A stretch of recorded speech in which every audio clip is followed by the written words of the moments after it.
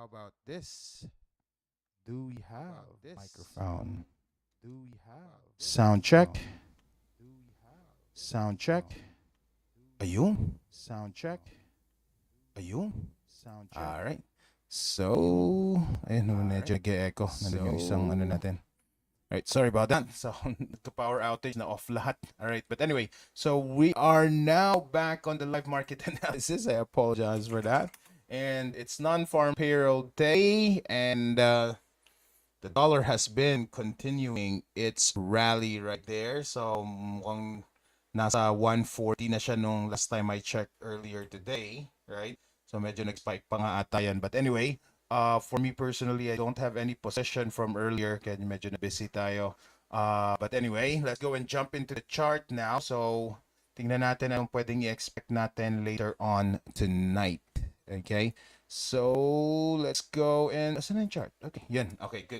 So, removing the zones here from what we had from previously. So, mapapansin nyo, AUDUSD is rallying in that direction now. Very good, right? That's very beautiful there. So, I hope you guys were able to catch that move. As mentioned, sabi nga natin, dahil nag-reverse na siya. So, ito na yun. I hope you guys were able to catch these things from yesterday, right?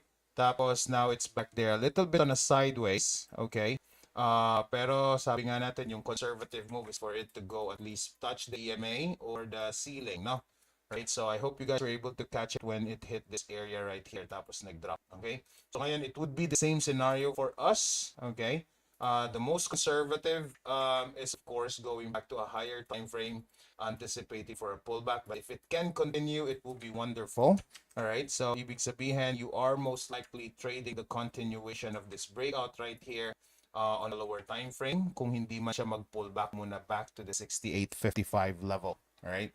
So yun ang titingnan natin, and ang tawag dito, if that goes through naman at nagtuloy-tuloy yan, ibig sabihin ang pinakaabangan nating level is the 6730, which have or as shown here right now, tawag dito,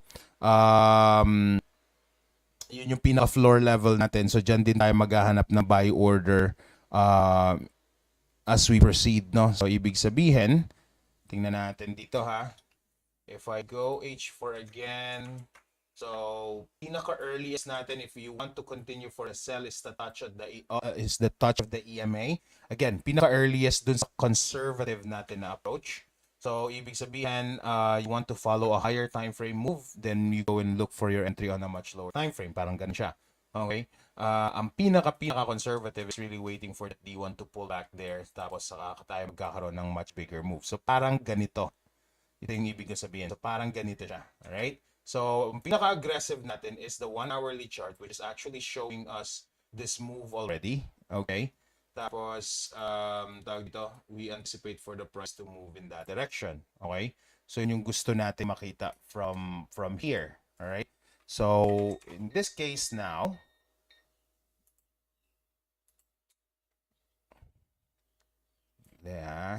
tingin tayo dyan, tingin tayo dito.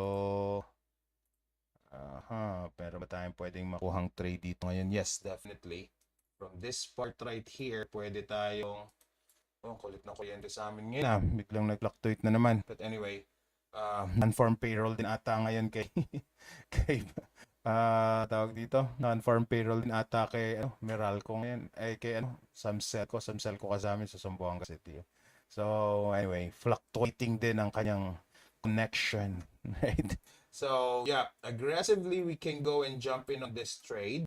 Not necessarily like totally aggressive, compromising everything that you have there, right? Disregarding all the risk, diba? Involved in this trade. But this is a reasonable 20 pipper trade that I'm interested to. Okay, but the conservative me is saying wait for the bounce there, saka may consider yung sell again. So ibig sabihin, I will wait for a touch somewhere on this EMA right here. So at least kung mga ditong area, konting-konti na rin lang naman eh. So konting patience na lang din to wait for the price to go there. And at the same time, makakakita tayo ng potential pullback muna, right? Then from there saka tayo pwedeng make a better decision kumbaga. Okay, so titingnan natin yan. If you guys are watching this before the non-farm payroll, possibly like about 7 or 8 o'clock, right? possibly iba na yung movement ng market. So please apply trader's discretion. So malamang baka market na yan or baka nagtuloy-tuloy na dito, right? Mamaya, so dito na tayo maghahanap ng buy order naman. Okay? So in some cases, some people will set a buy limit there already knowing that's the floor, that is the floor level. Sa akin kasi, I do not find any reason price action there that I can use as my stop loss. Hindi man pwede yung pinaka-low ng fractal, that would be like a 60 pepper. Hindi naman pwedeng ito. Ang challenge mo naman is what if the price stays in this area, mas stop out ka muna kung dyan mo din ilalagay. So I want to see a much recent price action. Kaya ako, hindi ako masyadong big fan ng buy limit, but I'm not saying it's wrong. Okay, that's one good way as well to look at the possibility of getting in the market early after the drop. So ibig sabihin, nagsiset ka ng buy entry mo dun sa nakikita mong floor level kung hanggang saan siya papunta. Okay, so sa akin, ang pinakamaganda dyan is to set an alert. Tapos, titingnan natin kung magkakaroon tayo ng tinatawag nilang significant price action or strong price action or yung tinatawag nilang candlestick pattern, right? Na pwede natin gamitin to go and look for a buy somewhere here, right? So, yun yung gusto natin makita. Anyway, a quick pullback there will be a good 60 per 100, 120 here for the full resistance naman. Okay? So, two options, okay? Conservative muna tayo, no? Two options, either wait for the price to really go back to the ceiling or at least the EMA here, tapos sell. Okay? Yun yung two options natin to sell. Then the only option for us to buy right now is when it reached the price here. Okay? Or in that case, yung second option is for the breakout. So pero mukhang mas malapit yung ganito. Right? But I'm not saying that's a guaranteed move for later's non-farm payroll report. Pero yeah, that's what I'm actually seeing for at least now, diba? And until later on, okay? So that news is or will be released at 8:30. So we're about 3 hours away, or 3 hours away, 6 hours, 6-7 hours away, no? From 8:30, 3:30 na ngayon, like about something 5 hours na lang pala, sorry. Yeah. So tingnan natin if the price will go in that direction. Okay, it has been very very strong si dollar since last night. So tingnan natin if kaya talagang i-rally yan. Okay? So let's look into NZD USD. Yun na nga. Alright, beautifully price have gone lower here. So congratulations for you guys who were able to catch that move. Okay? And let's see how far this drop can go as far as NZD USD is concerned. Okay, we had a short-term trade right here from yesterday. Bumalik siya ulit, tapos bumaba ulit. So ibig sabihin, this trend is quite strong right here on the lower time frame. Ang pinaka lang talaga dyan is, could this be that same level from the last time it was here? Could this be the area where it could pull back? So I would like to be a little bit cautious here. I want to go and do the sell again. So obviously the zone is no longer valid, right? So ibig sabihin, ang nilagay ko lang naman yung zone na yun kasi meron tayong lower time frame na baka yun yung ceiling. Or sorry, yung floor. Pero ngayon, since na-break niya rin naman ito, so possibly we can consider this area right here. Okay, so much thicker na nga lang siya. So anyway, ang sa atin dyan ngayon is, for me to be able to go for another sell, I would like to see the price go back up to 60.98 and saka tayo maging involved dyan sa trade na yan. Okay, that's my personal point of view. If I want to see NZD-USD go and do another series of price moving downwards naman, right? Aggressively, you can go in on that trade now on the 15-minute chart, which is very, very interesting to see. Okay? Ang sa akin lang is ka-touch niya dyan, or ito kung papansin nyo, itong rally na to has been here for quite some time. Okay? So, pwedeng mag-consolidate siya like nangyari dito. Tapos, saka siya mag-drop, no? So, tingnan natin how far this can go. And let's see how things would go as well as we get closer to the non-farm payroll report towards 8:30 tonight. Okay? So, my bias is still a sell. So, dalawa lang talagang titingnan ko. Either I want to get in now for a sell or antay tayo doon sa 60.99 area. Okay? Or level. Okay? GBP USD still, sabi nga natin, ang lakas-lakas ni dollar for the last couple of days, right? Really pushing the price very, very low here, right? At least if you say for the last 6 months data, it is becoming the all-time low, right? Again, with that data lang naman, hindi like the all-time low. Actually, for a year almost, right? If you count this from September, right? Balik natin, no? Well, actually, kahit bumalik tayo ng September 2020, no? Galing. Galing. Pwede mo sabihin for the last 2 years, okay? Pwede natin matawag ito current na price na to as its at least within that period, no, the 2-year low. Yeah, so para mas maging tama lang yung ano natin. Okay. Definition. Okay, so September, nandito nga siya eh, huh? Beginning ng September. Okay, it was still rallying towards that direction. So look at that. So we could touch the March lowest level. That is actually the pandemic line right there. Pandemic line, sorry. Ubusan tayo ng magandang term. Okay? Pero anyway, we are now retesting where the price was on March. So possibly dyan nga talaga siya papunta. In fact, nag-touch na siya almost kanina or yesterday, I mean, right? So ngayon nagpo-pull back siya. So for me, it is still bearish that right there. Ibig sabihin, dollar is really gaining strength, or baka sabi nga ng iba, baka nag-ano lang yan, di ba?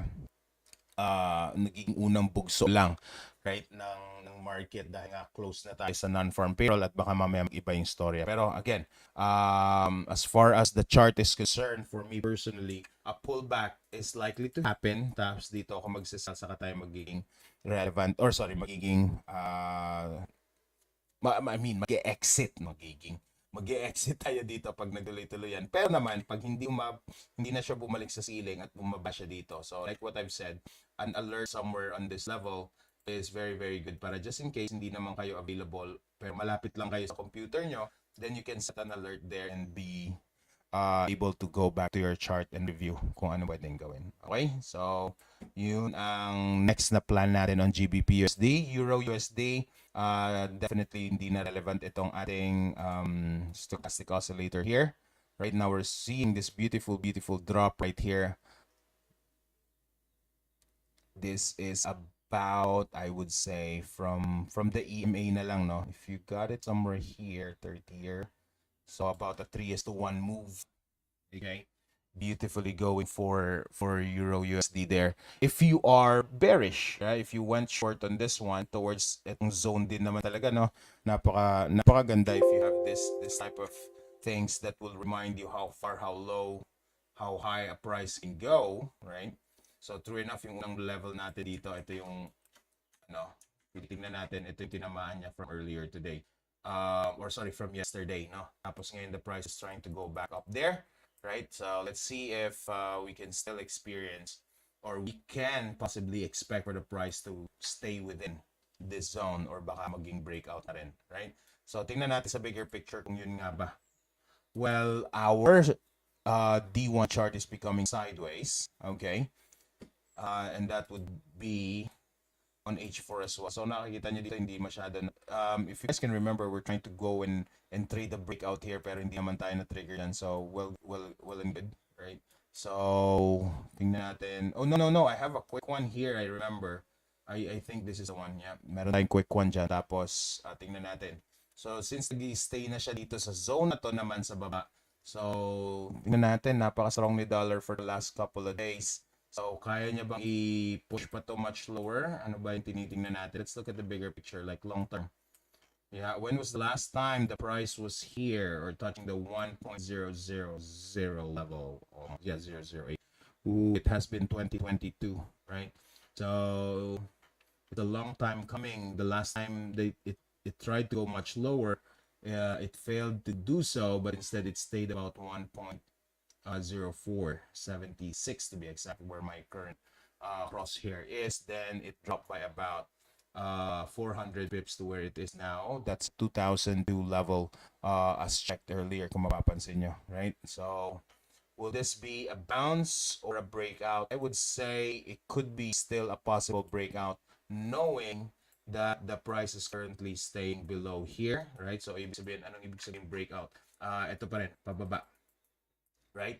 So it would be a bearish breakout there. That's what I'm looking at. So ibig sabihin, if I'll go for a sell, I will wait for the price to go and bounce off the 1.0008. Pero sabi nga natin, this can be different. If it goes higher here, then nandun na, babalik na naman tayo sa area where we, or my personal opinion would be going for that bullish run. Yun ang aabangan natin. So we could be buyers when the price goes higher than that area. Okay? So, yun sa Euro USD natin. USD CAD is still going, diba? Sabi nga natin, it's quite strong. Though there are certain expectations for the price to go back here at 1.3116. Looks like Tines niya ulit yung pinaka-highest level niya dito in July, right? So, can it go or will it reverse? Yun talaga yung pinaka-question today. Especially we are touching a significant area of resistance as far as USD CAD is concerned, right? And we're quite close on the floor levels on the AUD, NZD, GBP areas naman for a potential buy later on if the price goes and drop first, no? Yun naman yung possibility. So ibig sabihin, if it stays here and it fails to break the previous high, then malamang it will be bearish for USD CAD, if not the first couple of weeks, right? It could be the whole month of September. But again, I'm not saying it's guaranteed. So yun yung na-anticipate natin if the price won't break the last high. But then again, knowing the historical data, the price have at least gone to these levels before. So ibig sabihin, meron siya mga areas na pwedeng balikan if this area at 1.30-ish something or 32-ish price will be broken tonight. Okay? So ibig sabihin, as far as the price is concerned right now, my bias initially is still to go for long as it can go and break out of this one. Pero kung hindi naman, then malamang sell tayo kay USD CAD. Alright? Pero I'm just interested to see, how beautiful this pattern is becoming on that bigger picture, right? Medyo deep nga lang siya sa 76 or sa 78 level, right? And if we go and draw this one right here, the recent one is becoming a little bit more perfect, bouncing off the 61.8. So, kumbaga, if you follow fib and not horizontal line support resistance, not EMAs, and you're following the big swings, right? So, sabi ko nga, yes, bullish pa rin naman, pero nandito tayo sa area na pwede siyang mag-reverse sa zero level. So, you might want to really watch out for that area. So, especially for the guys who are trying to go for a quick buy, watch out for the 132.26 area or level, of resistance. That's a Fibonacci level, right? Not necessarily like a Fibonacci retracement area, pero sabi nga natin, that's the zero level where we usually anticipate for the price to start to reverse as well. Diba? So, kumbaga, if it will break out, then that's beautiful, meaning this rally right here can create us a new high, right? Confirming the uptrend for us. Okay? So, yun yung magiging area na babantayan natin or price level na babantayan natin towards the non-farm payroll release later on. USD CHF has started to decline already after failing to break out or confirming the breakout of 98.20. So kung mapapansin nyo yan from last night, ito yung anticipation, but it failed to go higher.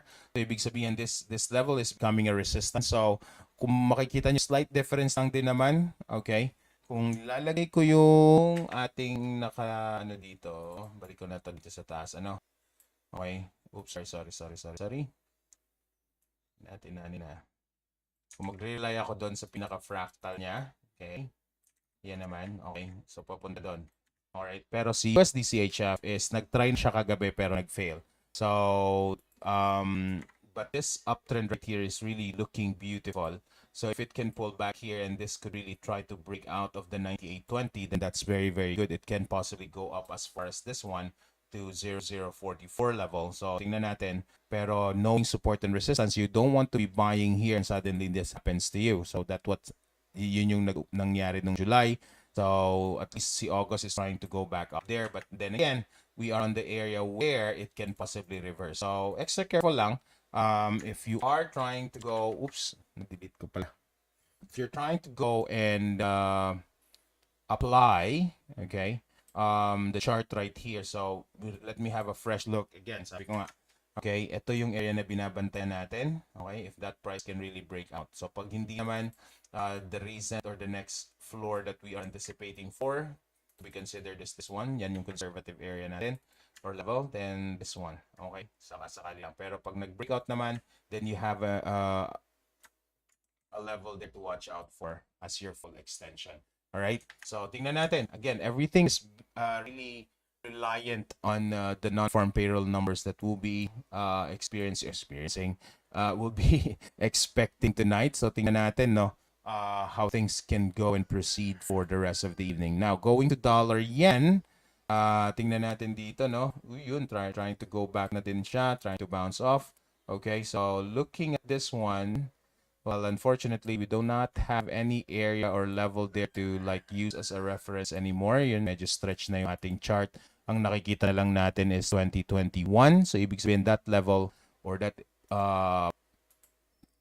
resistance has been broken. So, just to have a view of the historical data here. So, ito yung una niya binrake, the 134. Actually, tinahi niya ng konti dito. So, that's the reason why, kung mapapansin nyo on the daily chart, we have these areas right here. Ito at saka ito, right? So, yan na yung mga panibagong levels na inaabangan natin. So, right now, the price is above the 139 area or level. Sorry, paano nagsasabi ng area? Dali nga ako sa area kanina. Pero anyway, unlike USD CHF, this price was able to break out. So, ibig sabihin, I'm not quite sure yet, but you might want to look into the yen pairs as well if there's something going on with yen. Because as far as I know, right, there was monetary base report from earlier, okay, that was related to yen, pero hindi siya ganun ka-high impacting news. So, but then again, there was a couple of reports, like the 10-year bond was released yesterday. But then again, these news are not so, it's not considered as a high impact news. So, but then again, it might have weakened the yen as well, right? And one possibility of CHF, on the other hand, declining could be the PMI report that was set yesterday. So again, everything is now reliant on the dollar strength. How can it be so impacting to whatever the market can do later on tonight? So that's 8:30 non-farm payroll exchange, or sorry, employment change, right? And you have your unemployment rate as well, back to back to back to back report yan. So forecasted number is 3.5, and sa unemployment rate. Non-farm payroll change forecasted number is 295,000, right? The last time it was released, the forecasted was 250, then the actual was 528. So sabi nga, if these numbers, the actual numbers are greater than the forecasted, it could be good for the dollar. So to give you a sort of a trend, the only time the number was low was April of this year. So it has been a very, very good trend as far as non-farm payroll number is concerned, right? Ang pinaka malapit lang na number dyan was in June, like about, I would say very, very close to like 65-ish thousand yung difference. Pero sabi ko nga, again, as long as the number is higher than the forecasted, and yeah, it is expected to be good for USD. So, tingnan natin. Baka mas mababa, then we could anticipate for this price to go down. Now, our gold price could be or could possibly be affected by it as well. Same thing with silver, which is still rallying. Pero makikita natin si silver medyo may konting ano na dyan. What do you call this? May konting reversal na, right? So, let's see how silver can progress towards the non-farm payroll report. EMAs have crossed already, so that's one good sign of reversal for the people who are anticipating for reversal. But then again, a crossover is not guaranteed, right? Lalo na sa lower time frame, but that's a good sign of early reversal. So some people, like for me personally, right, I get in onto early reversals like that through my EMAs. Then the conservative me will go and check the daily chart as well, for me to have a much clearer view of what am I getting myself into. So like this, kung yun ang nakikita ko, ibig sabihin I'm anticipating for this move to happen. Okay? So for two reasons, yes, this is still a downtrend, obviously, on that bigger picture. You see the swings or the cycles or the waves. We are now seeing a new low, at least for the last few months. Yeah.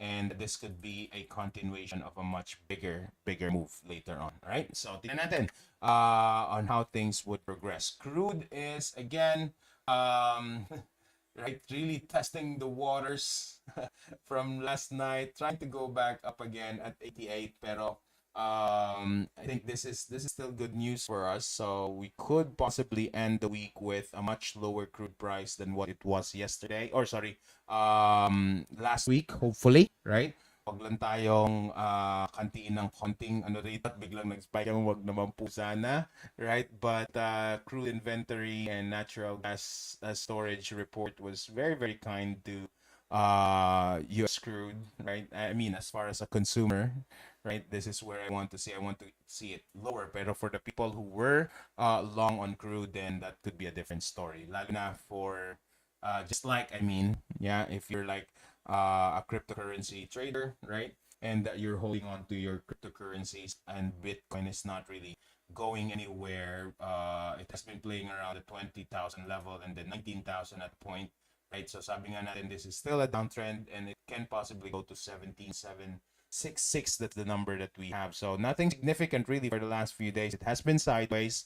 But then again, for intraday traders for cryptocurrency, I've been seeing some of my what call this colleagues with Team Chat really looking into gold and they're really monetizing it. Sorry, not gold, Bitcoin for the intraday traders there. So wonderful to see that there are people who are going for intraday trading there too, right? So, but anyway, so those are the major currency pairs, and as requested by Ma'am Leia, definitely we can look into AUD NZD and Euro NZD. Yeah, Euro AUD pala. Sorry, Euro AUD. So let's add those currency pairs here very quickly. Let me just add one randomly. And AUD NZD is from Ma'am Leia. Tingnan nga natin. Let's get the template here for me. Let me have it in plain. Okay. AUD NZD muna tayo, ha? Alright. This is actually, unang tingin, it's actually touching a floor level right here at 1.1164. So, let's see. If you are looking to go short, definitely want to see the price below that area. Tapos papunta doon. So, if you are buying probably, if that's the case, andali, lagyan natin EMA. I think an EMA is better, right? Lalo na kung pupunta tayo sa lower time frame. Lagyan ko na siya, ha? Okay, alam na ako sa inyo. Okay, yun na nga. Yan, mas malapit dyan sa area na yun. So, pag nasa H4 tayo, pwede nakasell. Okay, yun. So, malamang itong area na to. So, if nakasell tayo, maganda naman yung cycles, yung waves niya dito. Kind of losing momentum lang tayo dito ng kaunti. So, that's simply because we are touching a floor level. So, kaya nga sabi natin, pag tumatama tayo sa like support or floor area and you are selling, then probably you might want to take the money early muna dito and wait for a breakout, right? But if you want to really wait for a breakout before you do something, then you must understand the fact that it can go the opposite direction and it could probably go to your stop loss instead, right? So be extra careful na lang sa ganito. Ako, pag ginagawa ko yung ganong approach, kumbaga yung bias is like, yeah, breakout tayo ngayon, maghanap tayo ng breakout ngayon, tapos biglang nagre-reverse, right? Okay, basta alam ko na may stop loss ako dyan, okay na ako. Tapos minsan dalawa na alam nyo, kasi syempre laging bounce yung tinitrade ko, ano? Tapos minsan ang nangyari yung breakout kagaya ng silver, like, dapat bounce. Tapos biglang nag-breakout. So basta alam lang natin kung hanggang saan yung limit nung trade na yon, ano yung pinaka-stop loss natin. Para naman, again, we can always protect our capital. Alright, so if you're going short, watch out for the 1.1163, okay? If it gets through that level, then it could be very positive if you're going short. But if you're going long, then yeah, hopefully this price will hold and become your support level to push the price much higher. Okay, so either or for whatever reason you are on the 15-minute chart, the 5-minute chart, or regardless of the time frame you are in, okay, this is a very significant level for you to watch out for, right? So ibig sabihin, at this area, the price can either break or bounce, right? So ibig sabihin, if you're still enjoying the profit from the sell here, so watch out for this level, considering to take the money early. But then again, sabi ko nga, if you do not want to do that, please understand na baka pwede ka muna mag-trail stop para ma-protect mo yung initial profit mo na or whatnot. Okay? So that's AUD and ZD. Then add pa tayo ng isa for Euro AUD. Okay? Euro AUD. It's quite some time now, right? Since the last time I go and really monitor Euro AUD, but Euro AUD is one of my favorite currency pairs, right? Especially in my days, like really full-time teaching. Because I really want how it works, like this one right here. Meron ako isang trade kasi dyan, nasa ceiling. Then, hindi ko talaga siya tinigilan. Ilang beses ako na-stop out and eventually it went really for the top, something like that. So, that's when I really became a Euro AUD trader right there. Pero it's been a while, yeah, since I really went on and checked this. Kasi recently bumalik ako sa stay on the major currencies, right? But anyway, this is the levels I'm seeing on Euro AUD. So we have a little bit of a sideways move here, potential. Though this one's a false breakout. So we're at the ceiling. I think the best way to go and trade this, if you don't have any position yet, right, is obviously to go for a short position towards 1.4383, right? One thing I can ask you to go and validate, just in case you are interested about checking what you call this indicators, is to go and check your stochastic oscillator, which is also on the overbought level. So that's one good sign for whatever we are thinking right now, especially if we want to sell. So yun yung gusto natin makita. Okay? Now again, knowing that these things can also break out, then you need to disregard your stochastic oscillator, because for me personally, it works best on sideways moving market. Now, if this can happen, then it only means that it has validated our downtrend here and possibly can point to that direction for the rest of the month. Okay? So, tingnan natin. So, your significant levels will be 1.4725. That's your ceiling. And 1.4383 will be the floor. So if you're buying right now and you're enjoying that profit, please watch out for the ceiling. Again, 1.4725. And if you're looking to go for short, please find a strong price action or a candlestick pattern that you can use, just like this one. So yeah, that's done for a 2:1 right there. Beautifully going in your favor right there. Ang ganda, no? Tingnan natin how things can go from here as well. So, yeah.